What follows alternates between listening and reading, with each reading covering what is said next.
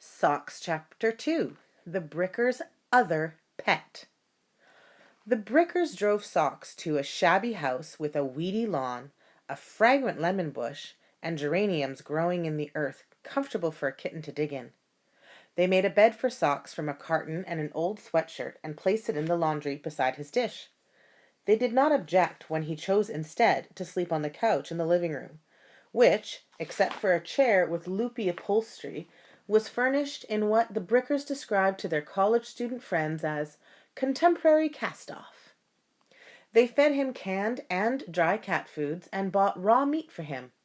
They wiped his paws on a good bath towel whenever he came in with wet feet, because they had not been married long enough to have an old bath towel, and when the winter rains came, they supplied him with a pan of kitty litter.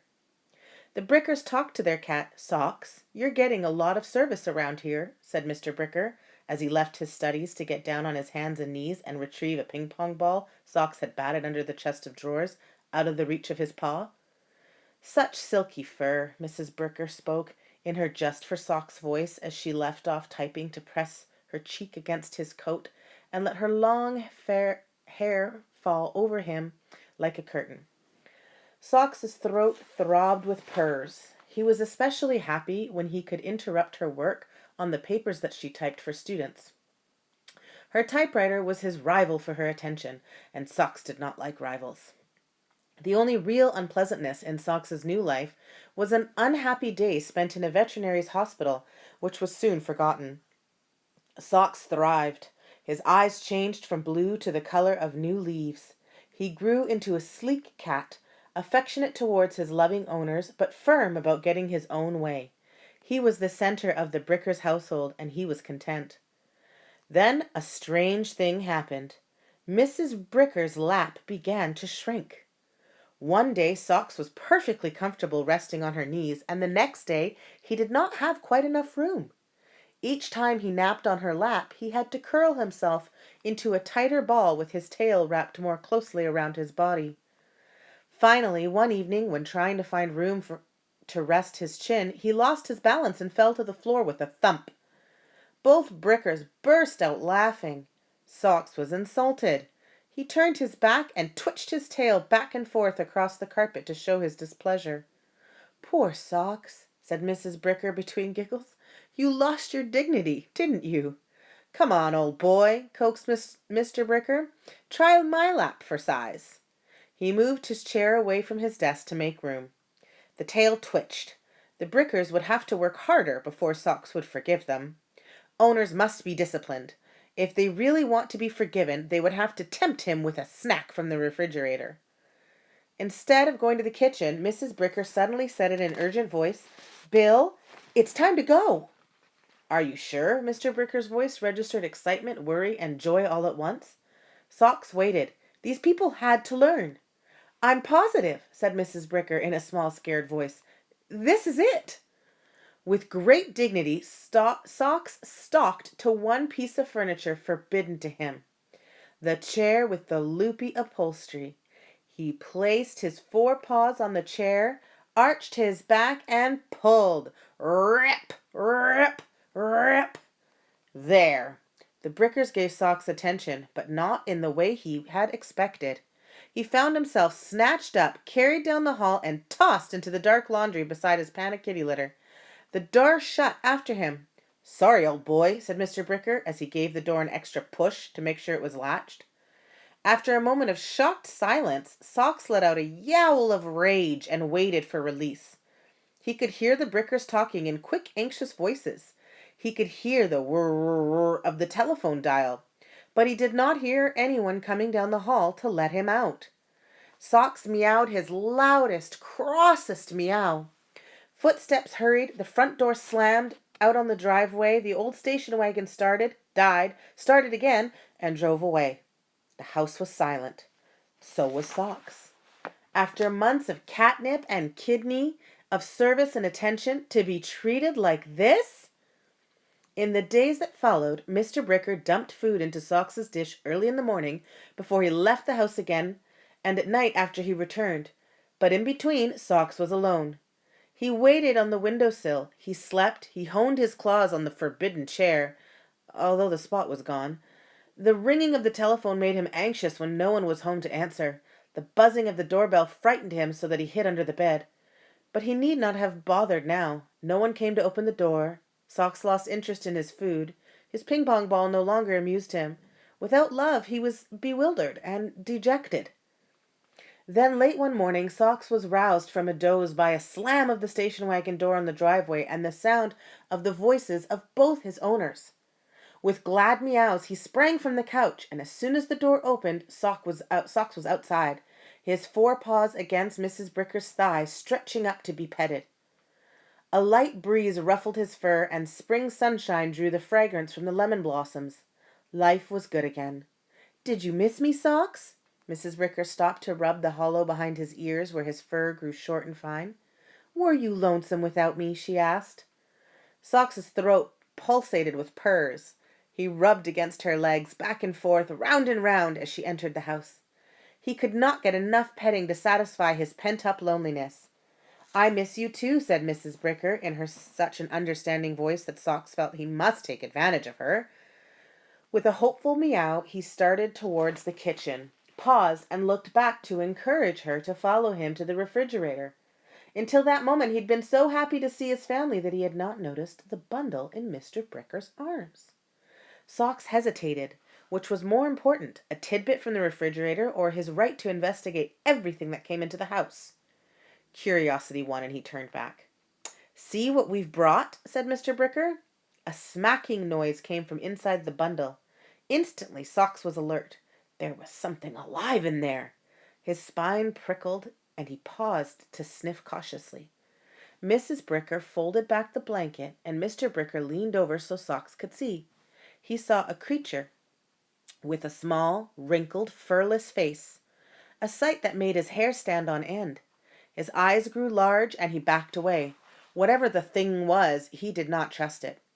As Socks stared at the strange creature in the bundle and listened to it smack and snuffle, he began to understand.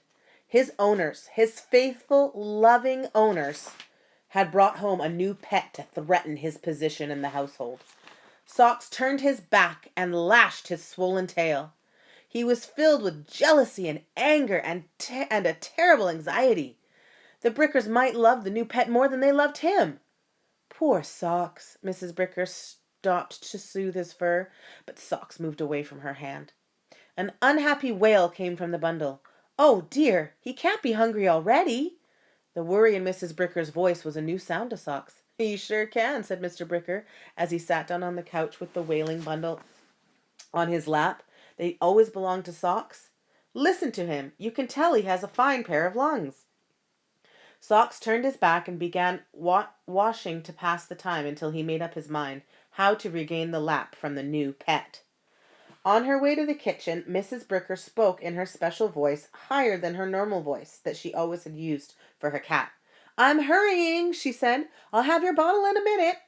Socks paused in his washing with one paw behind his ear until he understood that this time she was not speaking to him, a slight that hurt him almost as much as the loss of the lap.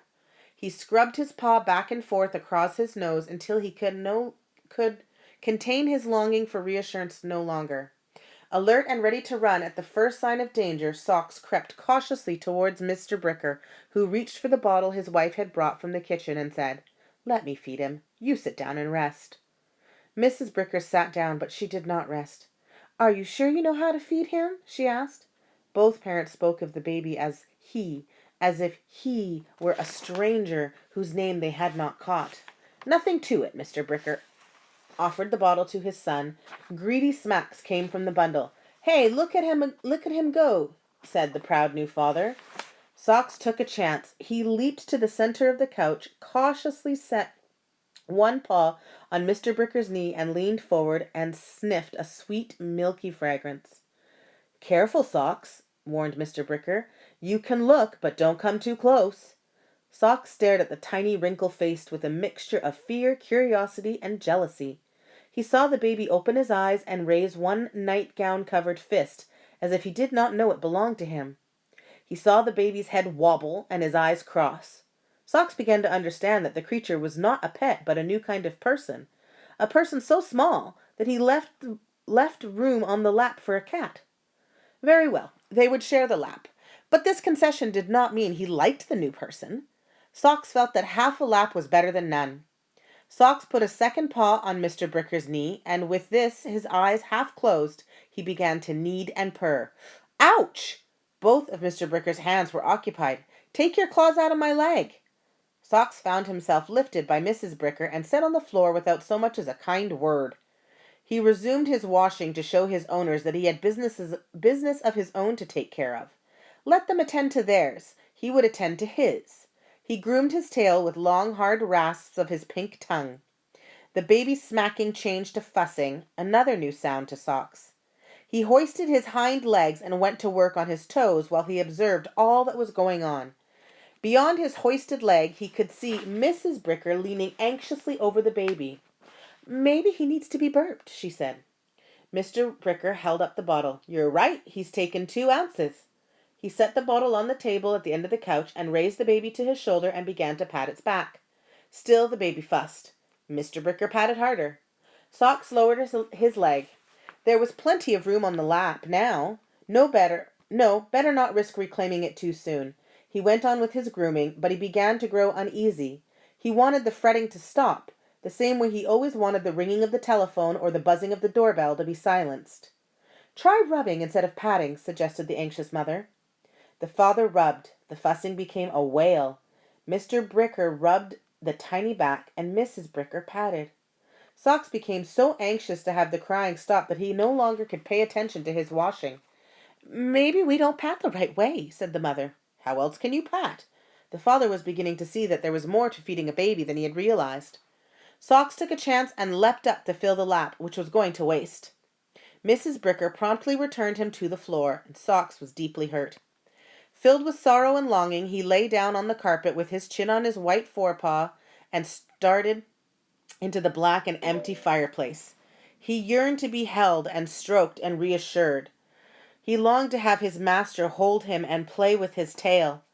And Socks was most particular about allowing people to play with his tail. With deep sighs, Socks closed his eyes, but he did not sleep.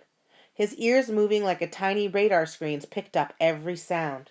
What are we going to do, Mrs. Bricker? Mrs. Bricker sounded almost tearful. If we don't get the air bubble up, his stomach will go on hurting, and he's too little to hurt. Feeding a baby can't be this hard. The father no longer sounded confident. The world is full of dumbbells who feed babies. How else do babies survive? Try putting him face down across your knees, suggested Mrs. Bricker. I saw somebody do that once. The radar ears caught the soft sound of the baby being moved, followed by gentle patting. Try rubbing, suggested the hovering mother again. Suddenly the baby belched. Startled, Socks raised his head and stared. The whole family was relieved. The baby, the mother, and the father, who were beaming at the miraculous thing their baby had done. Socks was relieved too, because at last the crying had stopped. Charles William, Mrs. Bricker spoke to her accomplished son by name. Oh, such a big noise from such a little fellow. Attaboy, Mr. Bricker congratulated his son. That's the old fight. The atmosphere of the room had changed from one of anxiety to one of joy, which Socks felt was his to share. This time he stood at Mrs. Bricker's feet and looked up uncertainly as if to say, I'm part of the family too. The Brickers were too busy to notice. Why, Charles William is asleep already, whispered Mrs. Bricker as she bent over her son. Here, let me take him. I'll put him down in his crib. Now, thought Socks, now with the new person out of the room, he would regain the lap. Before he could jump, however, Mr. Bricker picked up the bottle, which still had held several ounces of the baby's formula, and started towards the kitchen. Socks got there first and sat down beside the refrigerator. See how patiently I am waiting beside our refrigerator? His attitude seemed to say. Mr. Bricker unscrewed the top of the bottle. Socks, it isn't time for you to eat, he said, and was about to dump the formula into the sink when Socks uttered such a wistful meow that he changed his mind. Mr. Bricker found a bowl and poured the formula into it and carried it to the laundry where his feet crunched through the kitty litter that Socks had scattered the night before. He set the bowl on the newspaper beside Socks' dish. Socks crouched and began to lap the sweet-smelling milk with his quick pink tongue. Did you think we had forgotten you? Asked Mr. Bricker. Although Socks did not care to be interrupted while eating, this time he made an exception and gave his master a long stare that said, "How could you bring that new person into our house? Now you've spoiled everything." Sad and confused, Socks went back to lapping up the formula in the bowl. The warmth and sweetness of the milk comforted him. He lapped every drop and then licked the empty dish so hard that it moved across the newspaper until it bumped into the wall. Socks needed every drop of consolation he could get. His owners loved the baby more than they loved him.